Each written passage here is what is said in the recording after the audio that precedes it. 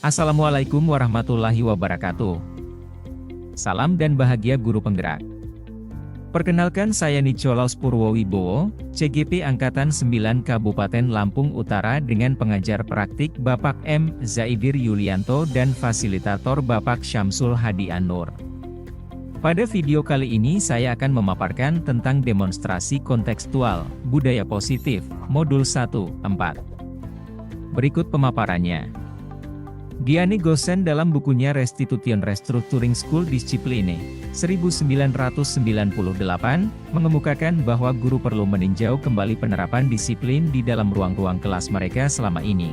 Melalui serangkaian riset dan berdasarkan pada teori kontrol Dr. William Glasser, Gosen berkesimpulan ada 5 posisi kontrol yang diterapkan seorang guru, orang tua ataupun atasan dalam melakukan kontrol. Kelima posisi kontrol tersebut adalah penghukum, pembuat rasa bersalah, teman, pemantau dan manajer. Segitiga restitusi, sisi 1. Menstabilkan identitas, bagian dasar dari segitiga bertujuan untuk mengubah identitas anak dari orang yang gagal karena melakukan kesalahan menjadi orang yang sukses. Anak yang melanggar peraturan karena sedang mencari perhatian adalah anak yang sedang mengalami kegagalan. Dia mencoba untuk memenuhi kebutuhan dasarnya namun ada benturan. Kalau kita mengkritik dia, maka kita akan tetap membuatnya dalam posisi gagal. Kalau kita ingin ia menjadi reflektif, maka kita harus meyakinkan si anak, dengan cara mengatakan kalimat-kalimat ini. Berbuat salah itu tidak apa-apa, tidak ada manusia yang sempurna. Saya juga pernah melakukan kesalahan seperti itu, kita bisa menyelesaikan ini. Kalau kita mengatakan kalimat-kalimat di atas, akan sangat sulit, bahkan hampir tidak mungkin, buat anak untuk tetap membangkang. Para guru yang bertugas mengawasi anak-anak saat mereka bermain di halaman sekolah, menyatakan bahwa bila mereka mengatakan kalimat tersebut yang mungkin hanya butuh 30 detik, bisa mengubah situasi yang sulit menjadi kooperatif. Sisi 2. Validasi tindakan yang salah. Setiap tindakan kita dilakukan dengan suatu tujuan, yaitu memenuhi kebutuhan dasar. Kalau kita memahami kebutuhan dasar apa yang mendasari sebuah tindakan, kita akan bisa menemukan cara-cara paling efektif untuk memenuhi kebutuhan tersebut. Menurut teori kontrol semua tindakan manusia, baik atau buruk, pasti memiliki maksud tujuan tertentu. Seorang guru yang memahami teori kontrol pasti akan mengubah pandangannya dari teori stimulus response ke cara berpikir proaktif yang mengenali tujuan dari setiap tindakan. Kita mungkin tidak suka sikap seorang anak yang terus-menerus merengek, tapi bila sikap itu mendapat perhatian kita, maka itu telah memenuhi kebutuhan anak tersebut. Kalimat-kalimat di bawah ini mungkin terdengar asing buat guru, namun bila dikatakan dengan nada tanpa menghakimi akan memvalidasi kebutuhan mereka. Padahal kamu bisa melakukan yang lebih buruk dari ini ya. Kamu pasti punya alasan mengapa melakukan hal itu. Kamu patut bangga pada dirimu sendiri karena kamu telah melindungi sesuatu yang penting buatmu.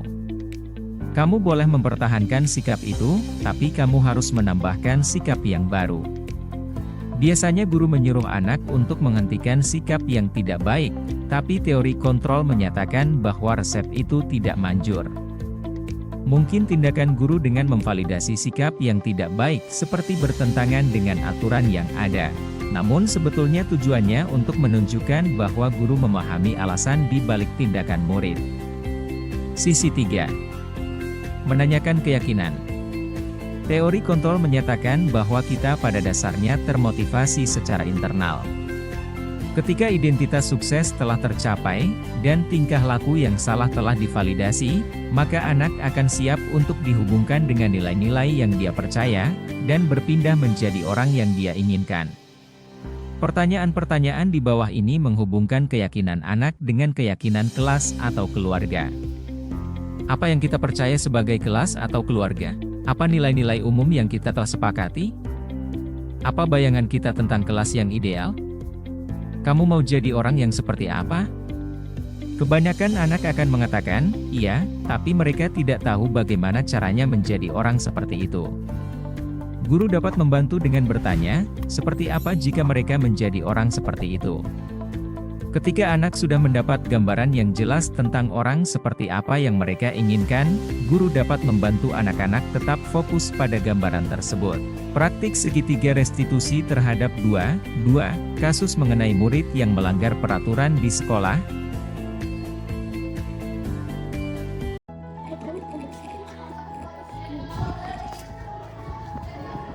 Itu tahu si Vina kali itu kayak apa sih? Gak jelas banget. Gara-gara gitu gak dapat kelompok yang bagus. Besok lu gak usah main sama dia lagi ya, Pak Ijo?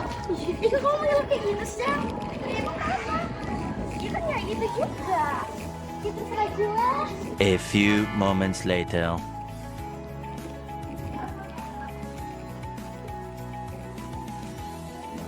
Kamu kenapa? Nah itu Pak, si Kenapa? Chelsea itu Pak Kenapa Chelsea? manggil saya sama sebutan orang tua saya Pak. Waduh, kok bisa gitu? Chelsea ya tadi yang manggil ya? Iya Pak. Oke, kamu nggak usah sedih ya, saya panggil Chelsea-nya sekarang ya. 2,000 years later.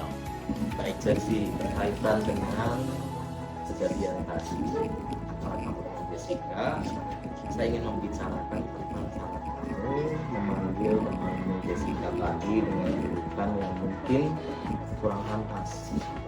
Seperti kamu tadi panggil dia,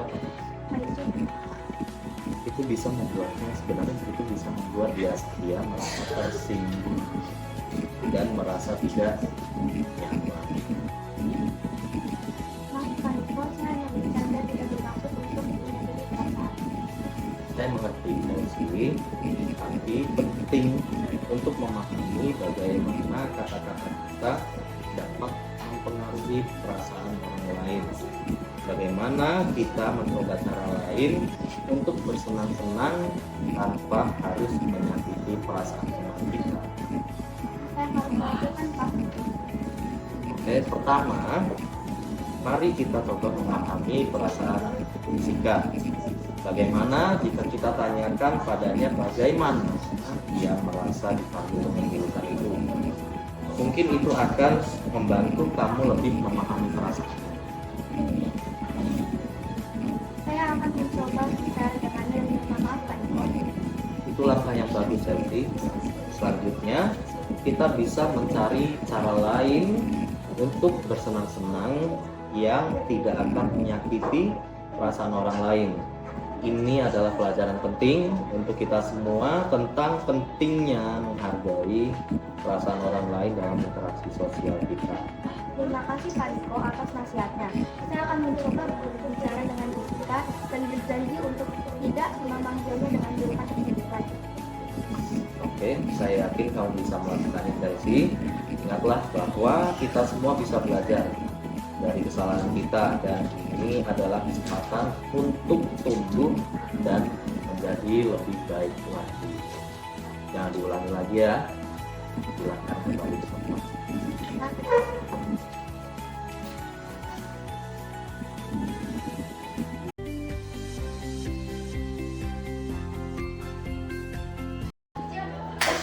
Halo, apa kabar semuanya?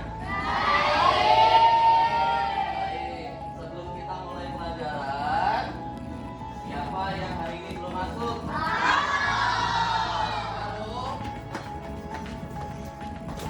Oh, ini dia sebabnya pulang. Kenapa? Aku taruh tasnya dulu. Ini baru.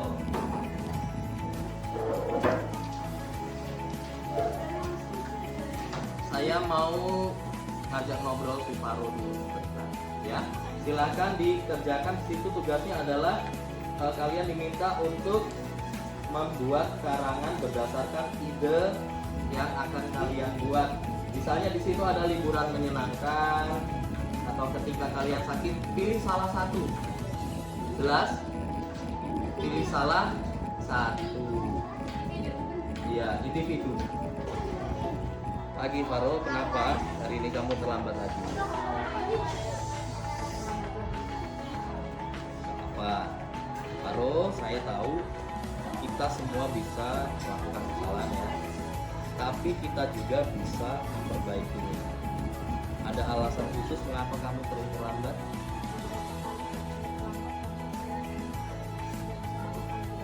Tidak bisa bangun pagi. Pagi itu memang bisa sulit. Jadi, apakah ada hal yang bisa membantu kamu untuk bangun lebih awal dan lebih siap untuk sekolah?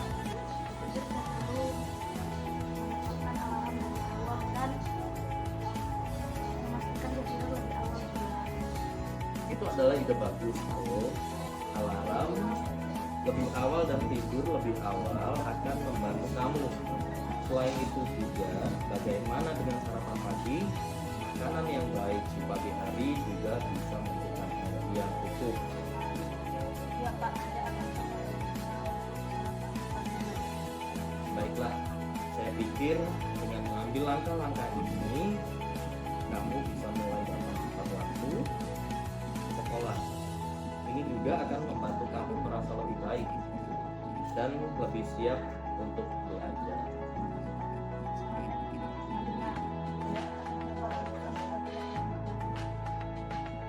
Sama-sama, Faro. Ingat, kita semua bisa memperbaiki diri kita sendiri, dan saya yakin kamu akan bisa melakukannya selama belajar hari ini. Tapi jangan ngantuk ya. Tanggapan murid mengenai perasaan mereka ketika saya melakukan praktik segitiga restitusi. Perkenalkan, nama saya Alvaro dari SD Septenius Kota Bumi. Hari ini saya melanggar peraturan sekolah karena terlambat datang ke sekolah. Karena tidak bisa bangun pagi. Tapi saya lega karena tidak dimarahi atau dihukum oleh Pak Niko. Dari kesalahan tersebut, saya diajarkan untuk mencari solusi agar tidak terlambat lagi, supaya tidak terulang kembali kejadian seperti tadi pagi. Terima kasih untuk Pak Niko. Perkenalkan, nama saya Chelsea dari SD Septenius Kota Bumi. Saya hari ini belajar meminta maaf dan memperbaiki kesalahan. Terima kasih Pak Niko. Demikian pemaparan dari saya. Terima kasih. Guru Bergerak Indonesia Maju.